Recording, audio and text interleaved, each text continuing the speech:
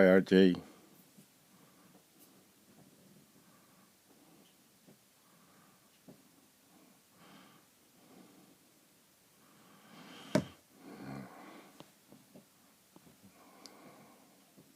Hello, John.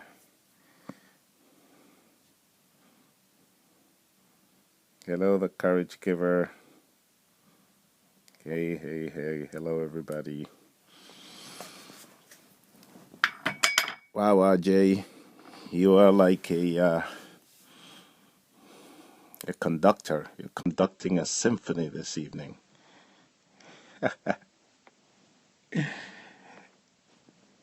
I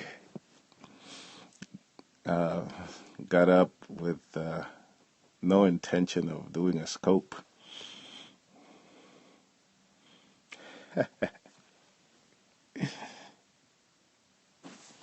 Thank you, RJ.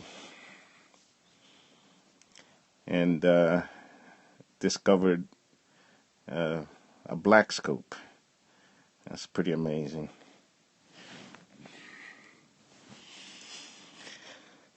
So you wanna hear my story, my history?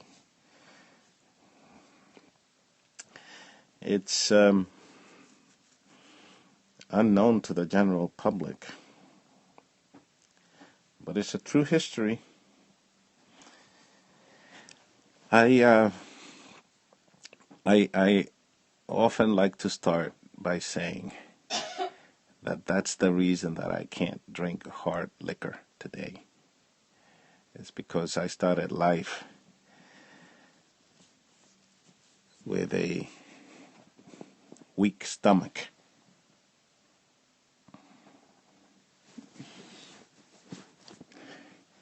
I was born in a third world country.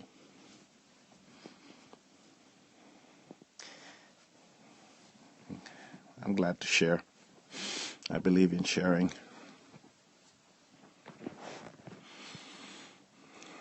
I believe in the power of personal broadcasting. I think it has a species transformative power when folks share.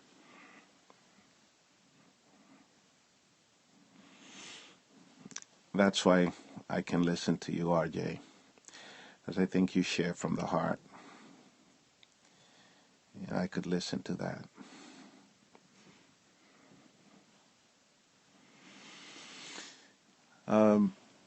And so I was born in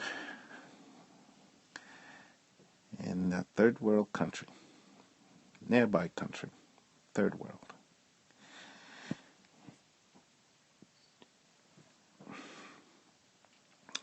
Thank you, brother.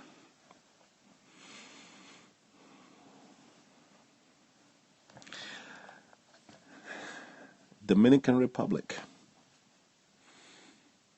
That's where I was born in the 50s.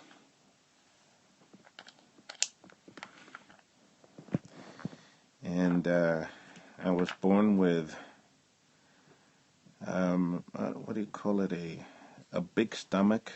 I don't know what, I mean, physiologically I had a big stomach, but I also had, I think it's called what is it, a dis, distended stomach. That's a big stomach. And, but I was born way underweight. Way underweight. And, and my mother tells me, and other people that, you know, my elders tell me that I was between life and death for my first 3 years until I learned how to walk. I was extremely fragile. I was hanging out to life by a very thin thread. And my mother tells me, and it's confirmed by other people, that I died a couple of times. that I was so sickly. I was so malnourished because my stomach couldn't take any food, couldn't couldn't digest any food, and so I was so weak and drawn and skinny and sickly that I just stopped breathing. And it's like I play that over in my mind over and over again. It's like how that would have been, for my parents, to see this skin and bones, big eyes though. I had big eyes. That's what everybody says. And that my eyes were full of life. But my body, it was like emaciated.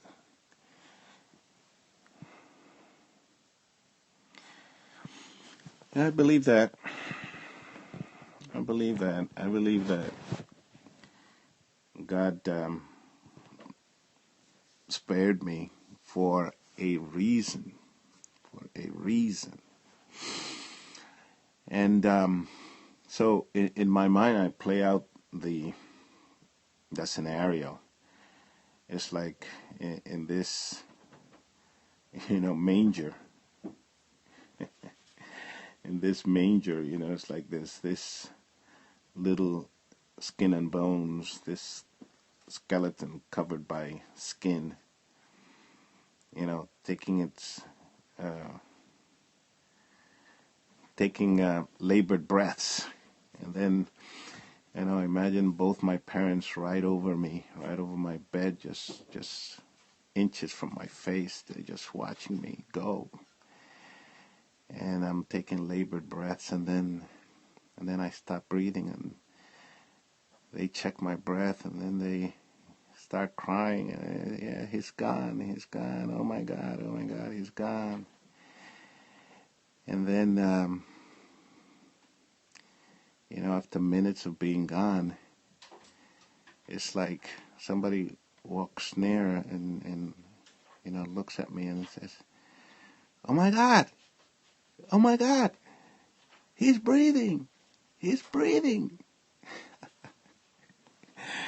And then all of a sudden, activity starts, and it's like the house breaks into activity, and lights go on, and everybody starts crying, and he's alive, he's alive, oh my God, he's alive. And there I go, another stint at life. The way that I put it is that I fought for life. It's like, of course, I wasn't consciously there, but I believe that God has the power of resurrection, because it happens all the time in among the 7 billion people on earth, that people actually die, they pass away, they stop breathing for minutes, and their heart stops, brain activity stops, and then they come back to life. And so I often try to imagine that. It's like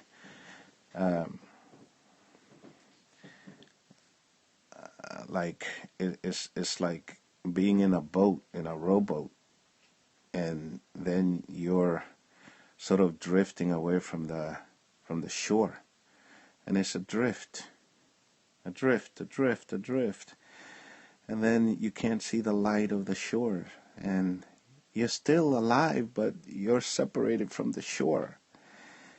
And as far as anyone standing on the shore, you're gone.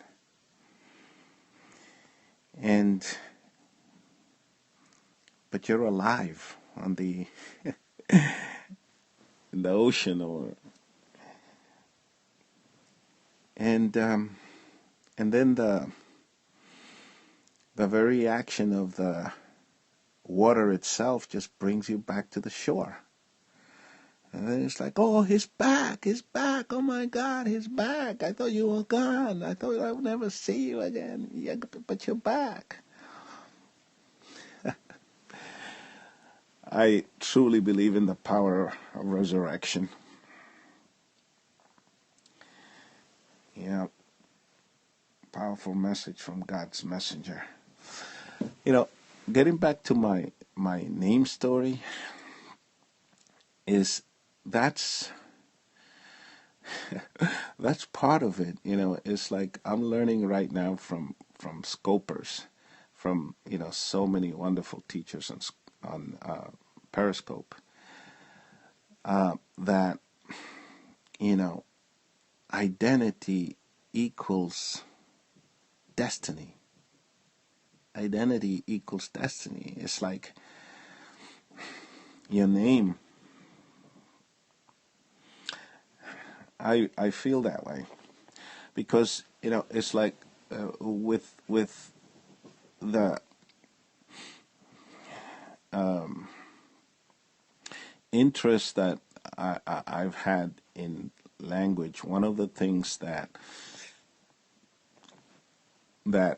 I do is I'm interested in the meaning of names. The meaning of names. And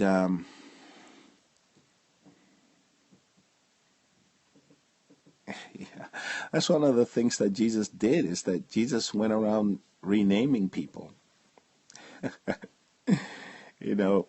God renames people from Abram to Abraham, from what was Peter's name? He changed it to Peter.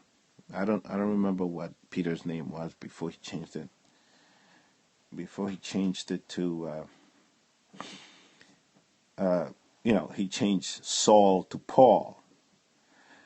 And I don't know if you all follow LeBron Carter, Prophetic Power Pause, but he went through a very powerful study of Jeremiah.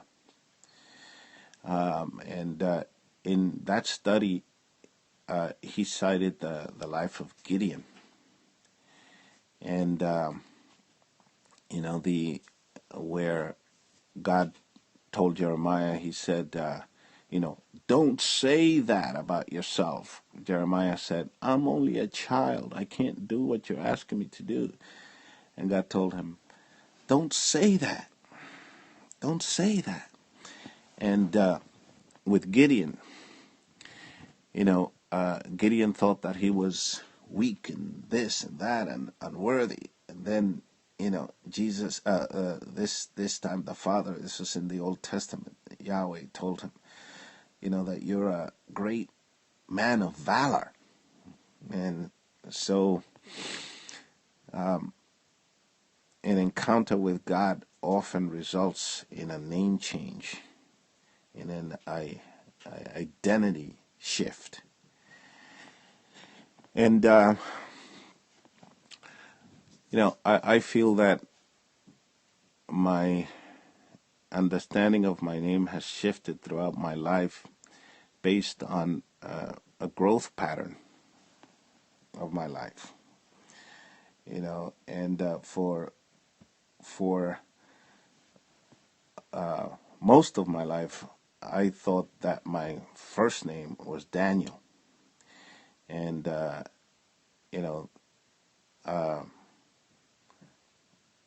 I've always been interested in the definition of that name, Daniel, which means teacher and prophet. And so most of my life, I've gone with that subtext to my life. That I am a teacher and a prophet. And I often say I'm a teacher who's never taught, and I'm a prophet who's never prophesied. But I also understand that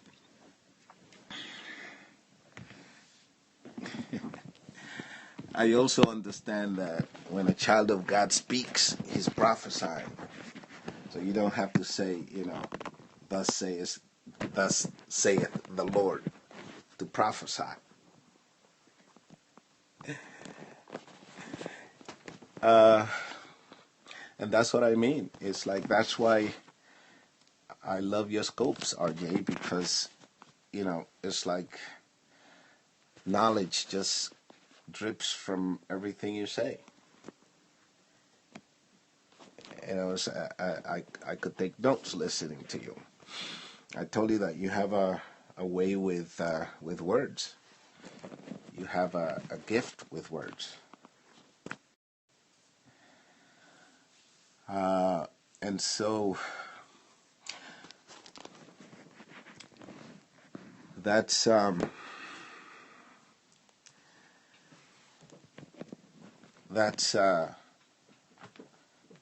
yeah, you should, because it is God.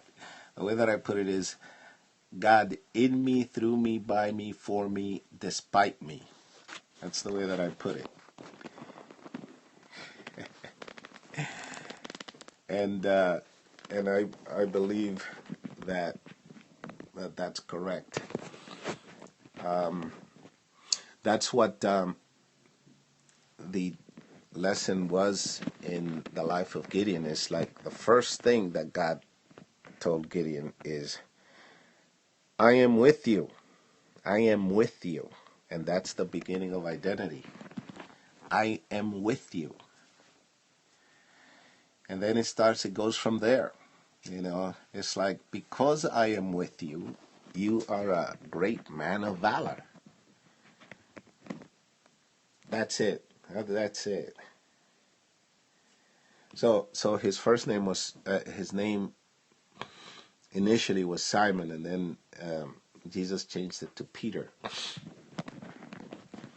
And then Peter was a rock. Peter was a rock in many ways. And so, my story goes in and out of names, in and out of events. Tito, which was my nickname throughout my early life. It's like my family. Yeah. It's the father has a number of names. And so it's all about identity, and then identity describes destiny. But I know that I just muddled the waters even more in terms of my history and answering questions and so forth, because I go from events in my life to meanings in my life. Said what? A wise woman said what? You're a wise woman, RJ. Wisdom cries out in the streets. And oh yeah, I'm not the first to say it. But yeah, identity and destiny it's like the land and the people. Identity and destiny are one.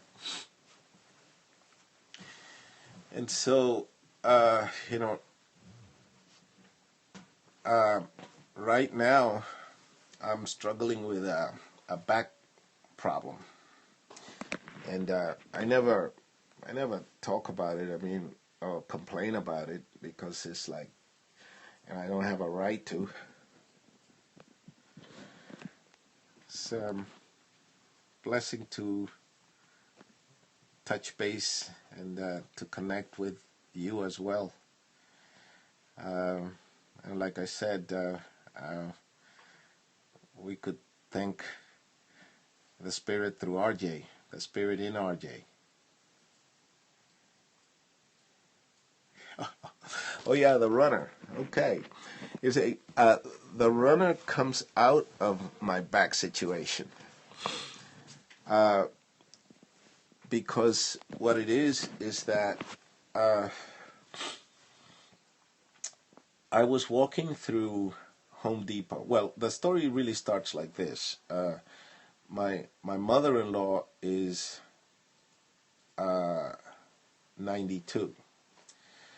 I guess I should say to Swale, yeah, this person coming on, I don't know, Swan Lake, is it?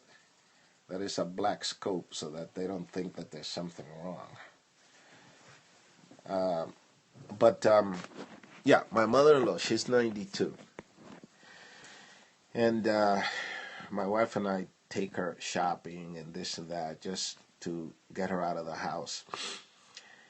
And I noticed that, she's kind of frail. So while walking to the store, somebody has to hold her.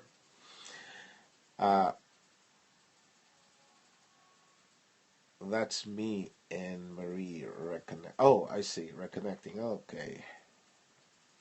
Oh, I see. Very good. Very good. But so my mother-in-law, she gets into the supermarket. I got you. My mother-in-law gets into the supermarket, and then she lets go of your hand, of the arm of the person that's helping her, and then she grabs a cart, and then she's supported by the cart, the shopping cart, and then she's off and running. And then she wants to stay in the store. She wants to walk around. She wants to shop. She wants to spend time. It's like going to the park for a stroll for her. And so I noticed that a couple of times. Yes. I noticed that a couple of times, and it's like, And but the thing is that she refuses to use a walker because a walker is like a crutch. And she's a proud matriarch, and so she is averse to using a crutch and a walker. But it's like it's hiding behind. She's shopping. She could use a shopping cart to support herself. And so that was number one. And then number two is when I go to Home Depot, I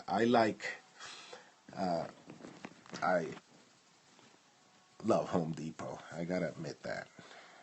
I do. I can just, that's the only place where I can go shopping.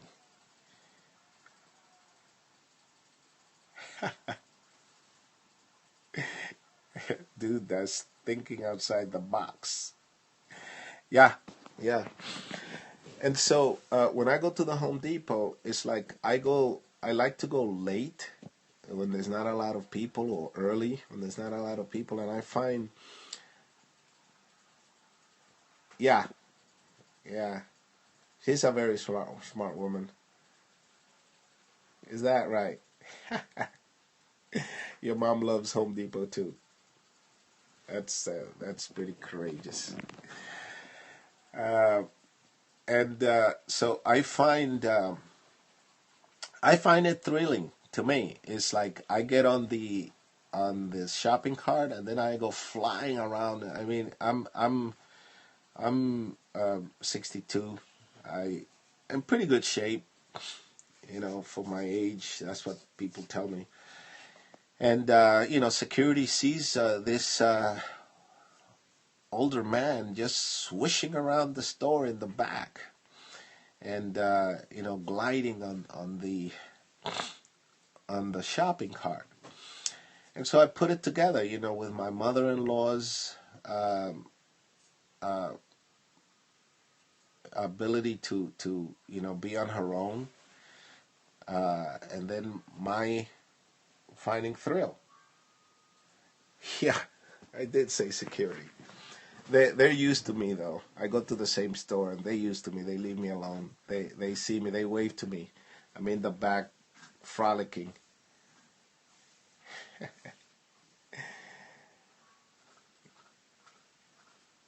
Uh, and so what happens is that, you know, being a creative person, it's like, hey, you know what would be great is putting a concept together and coming up with something like that as an invention, as a product. And so a year ago, my brother and I suspended another project that we're on, and we believe that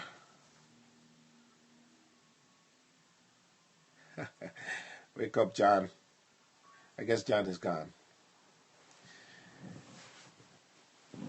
And so a year ago, we began to construction of this thing, and what it is a support, gives you stability, support, and wheels. And then it does one other thing that is like a secret thing that, that's good for my back. And it's a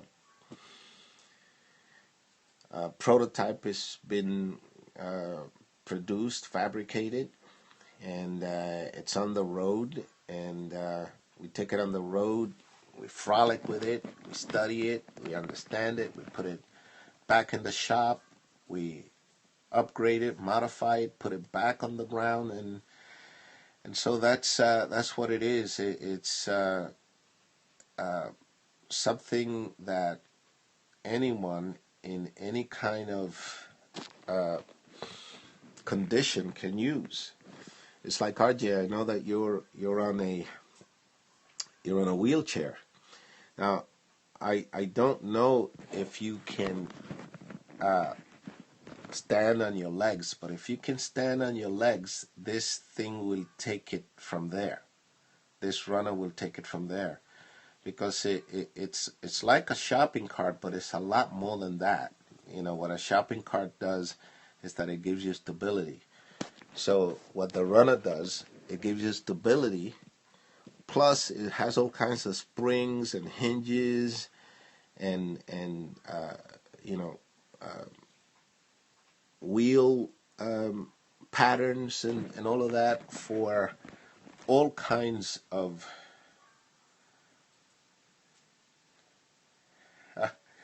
go get it for me, Anne Marie. Okay. That's cross-pollination. And so, you will see it soon. I'm in the last phase of, well, I tell you what, if you stay tuned and, as things develop, why not? I'll send you a promotional one. All you have to do is get on the internet and demonstrate what it can do to the world, and help me out that way. Sure, you'll get one.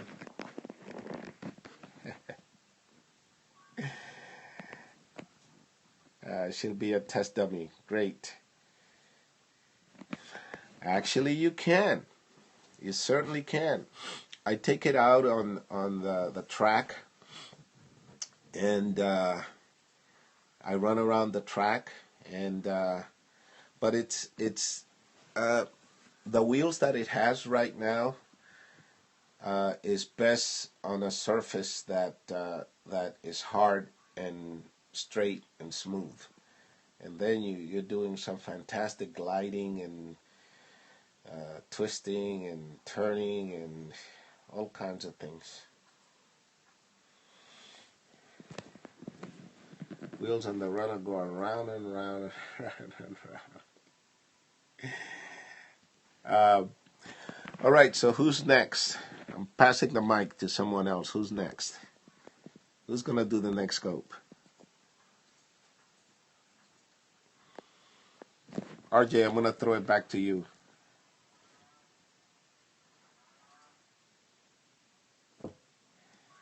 Who's going to do the next scope? Mia, are you going to do the next scope? Because I'm getting ready to throw it back to somebody. You're welcome. Let's encourage Mia.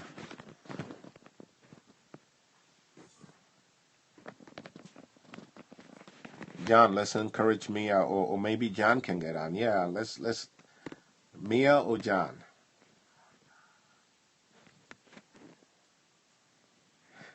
All right, John, then you're up.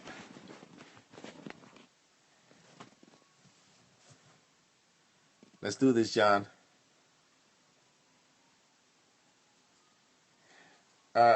Okay, so let's see, who's Swanky? 3. Let's get Swanky doing this.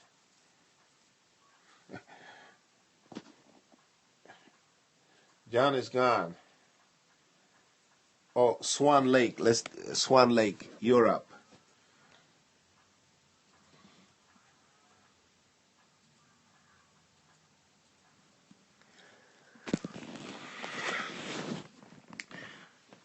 I'm done broadcasting. I want to throw it back to somebody.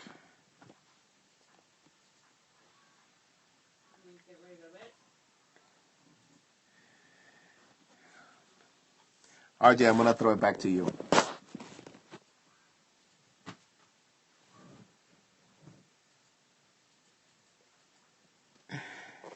Jesus is scoping.